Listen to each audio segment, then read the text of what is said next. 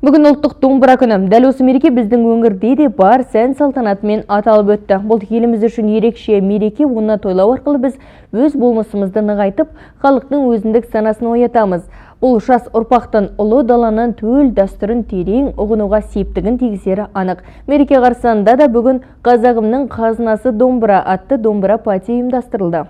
Ерте заманнан мәдениетіміз бен әдебиетіміздің тірегі болған құнды мирас домбыра. Қашанда төл өнеріміздің төңірегінде домбыраның орны ерекше. Сондықтан қазақтар үйдің төріне еліп құрмет тұтқан. Мұның бір көрінісі бүгінгі домбыра күні. Бүгін бақытты болашақ оқушылар сарайының қосымша білім беру педагогтары мен тәрбиеленушілері қазағымның қазынасы домбыра атты өзіміздің ұлттық домбыра күніне арналған үлкен іс-шарамызды өткізіп жатырмыз.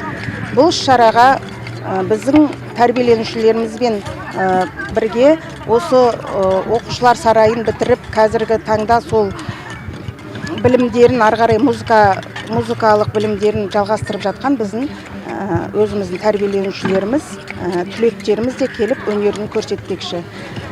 Бұл ұлттық домбыра күні біздің қазағымыздың қара домбырасын, киелі домбырамызды ұлықтап, барша дүйім жұртқа өзіміздің ұлттық өнерімізді дәріптеу мақсатында осындай үлкен іс-шара өткізіп жатырмыз.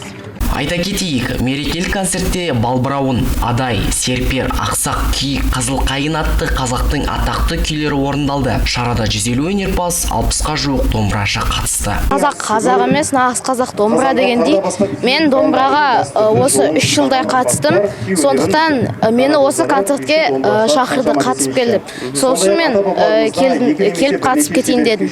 Домбырада негізінде 21 перне бар, 2 шекті, қазақтың аспабы. Мен осы домбыраға 3 жыл бұрын келгенмін. Домбырада негізінде 5 сынып бар. Осындай іс-шаралар өскелең ұрпақтың бойына ұлттық құндылықтарды сіңдіріп, қазақтың ұлттық аспабын дәріптеп, домбыраға деген қызығушылығы артатыны анық. Домбыраның құдіреті көрермендердің көңілінен шығып, жаңа серпін берді. Шерхан Абсамат, Әділжан Салаубеков, Әмжан Ақбаев, 7-7 News.